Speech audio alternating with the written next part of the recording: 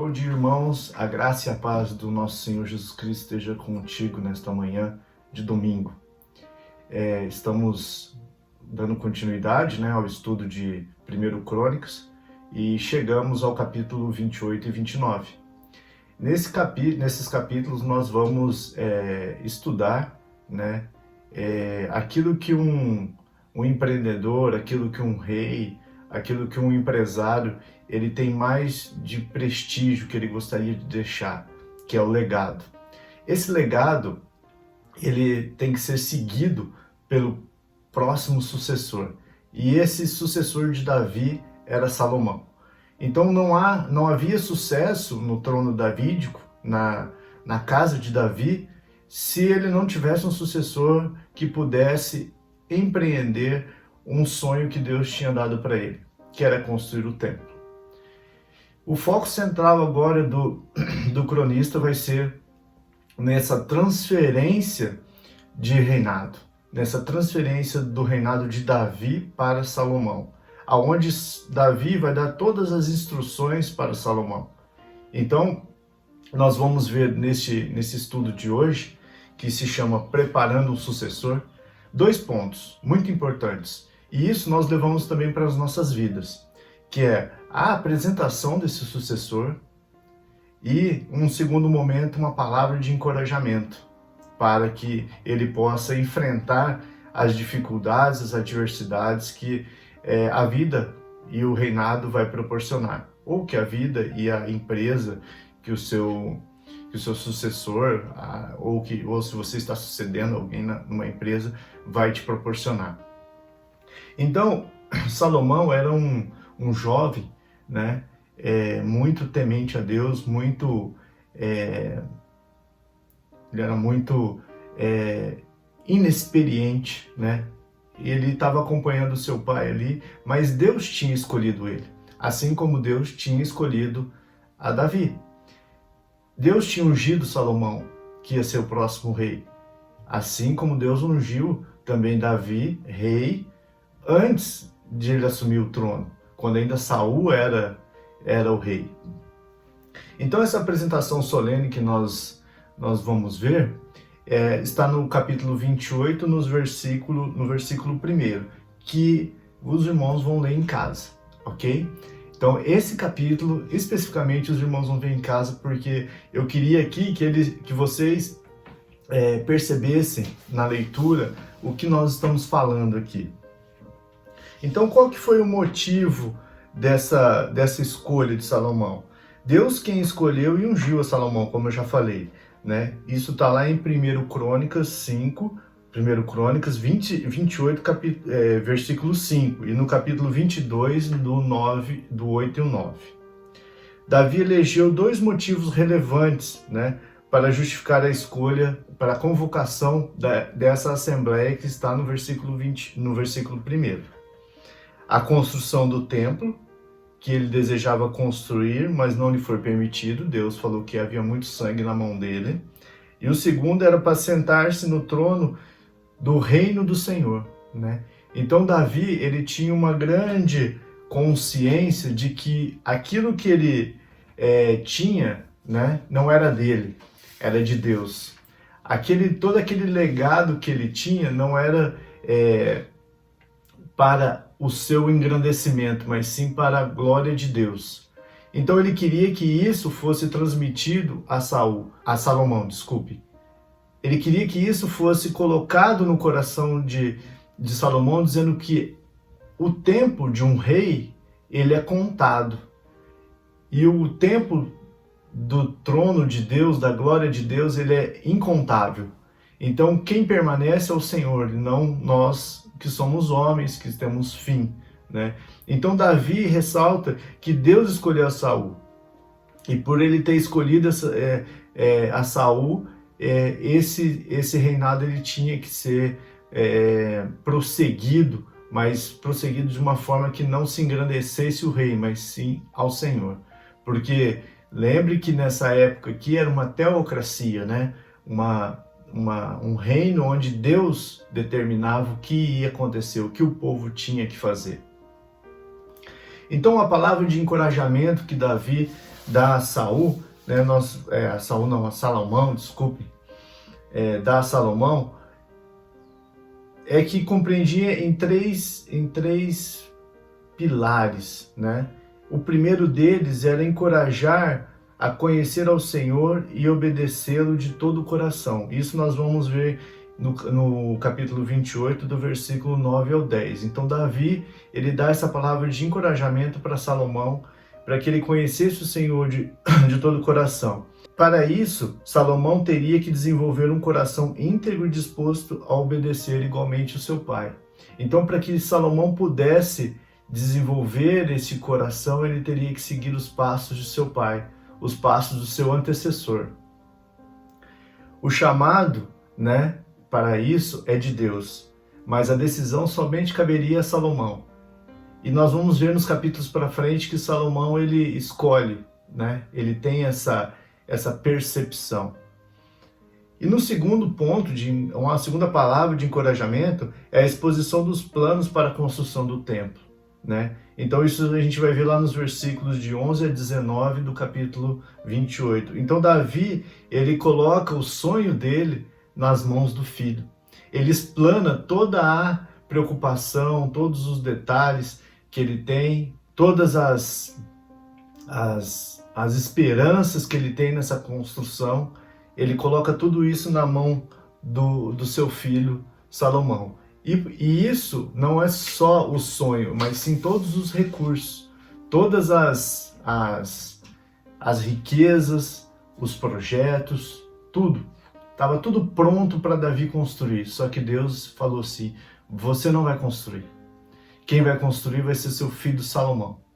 E Salomão, ele foi ungido rei nesse momento, e ele passou a observar de longe o projeto do pai com Deus.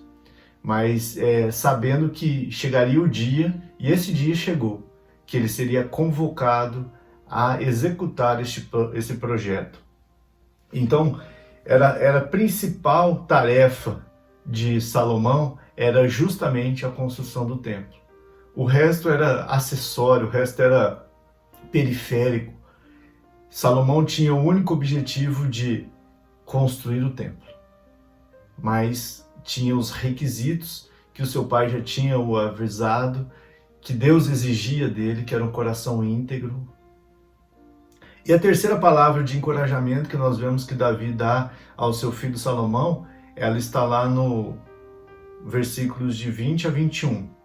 Então Davi tinha clara consciência da grandeza da obra, a qual não admitia desânimo e recuo. Então Davi estava nesses versículos de 20 e 21, ele chega para Salomão e fala: ó filho, não dá, você tem que encarar e você tem que executar. Vai ser difícil? Vai ser difícil, mas você tem que fazer.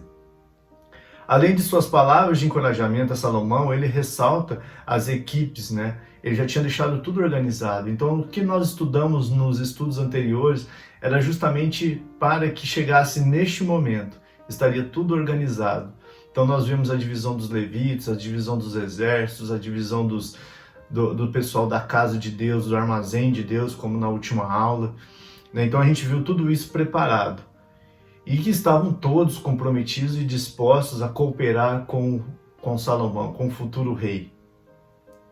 Que podiam contar com a presença e a capacidade de que Deus poderia fazer por eles a obra, né? Mas assim, neste momento eles tinham que se dispor, como a nossa vontade. E nós vemos no capítulo 29, no versículo de 1 a 9, ainda prosseguindo com a fala de Davi, né, nós vemos que agora ele faz um grande apelo, né? E esse apelo é para os pares, né? Para os súditos dele, para os filhos de Deus. Ele faz esse apelo que o povo seja generoso, seja contributivo para esse grande empreendimento que é a construção do templo. Então aqui o que está em jogo neste momento para Davi era a certeza de que esse templo sairia do papel. Um sucessor, como um empresário, como um rei, como uma pessoa de posição que quer deixar um legado, ele tem muito essa preocupação da continuidade dos seus trabalhos. E quanto a isso, ele escolhe um sucessor segundo o seu coração. E nesse caso aqui, o sucessor era segundo o coração de Deus. Porque Deus já tinha olhado para Salomão, e Salomão tinha sido agraciado com a visão que Deus tinha para ele. Então nós vemos aqui que o Salomão, ele tinha todas as condições. A única coisa que faltava era ele honrar aquilo que Davi tinha feito até aquele momento. E ele não tinha, segundo o cronista, não tinha dúvidas do caráter e da personalidade e da integridade que Davi, seu pai, tinha para com Deus. Então nós olhamos que o povo, no versículo 6 e 9 do capítulo 29, nós olhamos que o povo respondeu ao apelo de Davi quanto à contribuição. E as contribuições foram muito grandes. Você vai lendo ali no texto bíblico que as contribuições foram extraordinariamente grandes. Então o templo tinha o projeto definido por Deus, os utensílios já desenhados, o local, todas as pessoas que iriam trabalhar tanto na construção quanto depois na manutenção e na administração do templo. Então Davi, ele tinha certeza que ele poderia descansar, que ele poderia entregar o seu trono e que a obra que Deus tinha dado para ele, o sonho que Deus tinha dado para ele, o legado que Deus tinha dado para ele ia ter continuidade. Então, em suma, olhando para 1 Crônicas 28 e 29, nós vemos as condições para que Salomão estabelecesse o seu reinado. Então essas condições foram impostas, essas condições para Salomão. Buscar e cumprir os mandamentos de Deus. Nós podemos isso ver no versículo 7 a 8. Conhecimento pessoal de Deus. Salomão teria que ter um conhecimento muito profundo de Deus, então ele teria que estudar, ele teria que ler, ele teria que orar, ele teria que estar na presença de Deus. Um coração íntegro para com Deus, ele tinha que ter a sua postura ser digna da unção que Deus deu sobre ele. Manter uma mente disposta para aprender, isso é muito importante, isso está no versículo 9, nós vemos lá no versículo 9 que ele tinha que ter uma mente pronta a aprender e uma força para obedecer. Obedecer não é fácil, né? Compartilho com os irmãos que obedecer é uma das coisas mais difíceis que tem. Eu tenho uma profissão, né, que para quem não sabe, eu trabalho na área jurídica e eu vejo as pessoas, e até mim mesmo, como é difícil obedecer uma lei, como é difícil obedecer um princípio. E esse princípio, ele sempre causa dois efeitos, um positivo e um negativo. Se você cumpre, você só tem bênçãos. Se você não cumpre, você só tem maldição. Então, assim, Salomão, nesse caso, ele tinha que força para obedecer aquilo que Deus tinha determinado. E para concluir, irmãos, o estudo de hoje, né, vamos dizer que Salomão era um sucessor de pouca experiência, né, mas que herdou um grande legado do seu pai. E por esse legado, a gente vê dois aspectos dele. O primeiro aspecto é um político institucional. Davi deixou para Salomão todo o reino organizado, constituído e consolidado. E depois, o outro legado é o legado religioso, o legado da sua comunhão com Deus, que ele deixou para Salomão também como exemplo.